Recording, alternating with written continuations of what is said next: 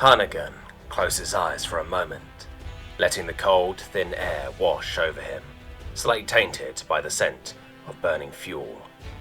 It was moments like this he felt at peace, nothing but him and the endless blue sky, and his hands on the controls of his favorite kite.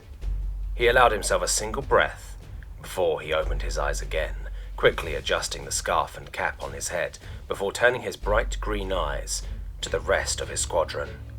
He always smiled when he saw them, their bi- and triplanes painted in a motley arrangement of colours, pennants fluttering behind them. Their commander, Lord Brannock of Dunbury, gave a wave and signalled with his hand.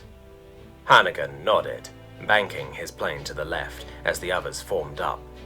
Below, lush fields and pleasant villages began to give way, fading into scorched, pockmarked ground and abandoned fortifications. Even as distant as they were, they could still hear the thunder of the artillery ahead.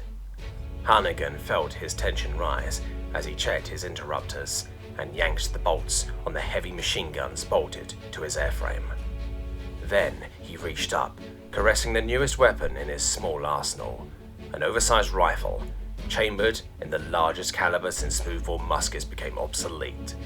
This was the Mark VII Lance, a .70 caliber monster of a gun, and perhaps his only hope of survival in the coming fight. Lord Brannock made another signal, enemies ahead. Hannigan swallowed a sudden jolt of fear and took a breath to steady himself as he watched the horizon.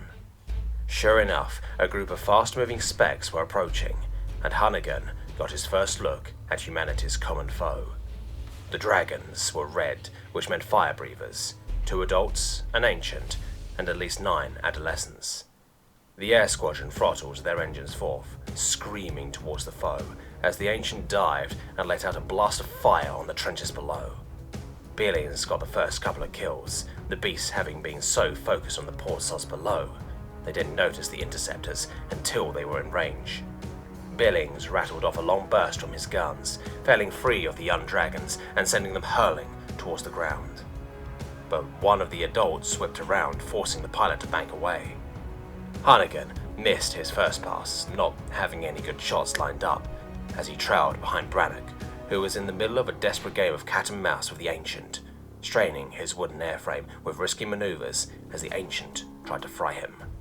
Already, Brannock's tail was smouldering, and Hannigan mentally blessed the fire-retardant coatings they had applied. Hannigan came in on the Ancient's blind spot, lining the sights of the lance with the greatest of the beast's mass, and praying it was enough to pierce the hide as he pulled the trigger.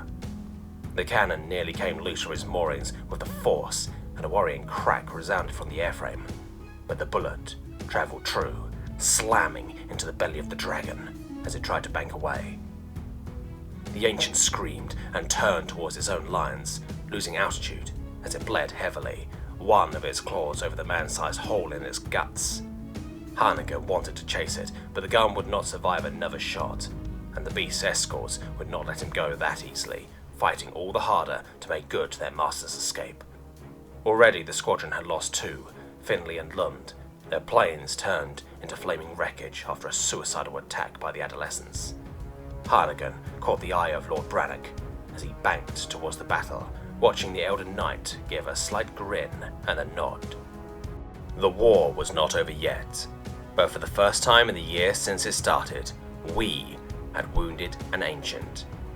Hannigan patted the console and traced a finger over the motto of his house: Hope prevails.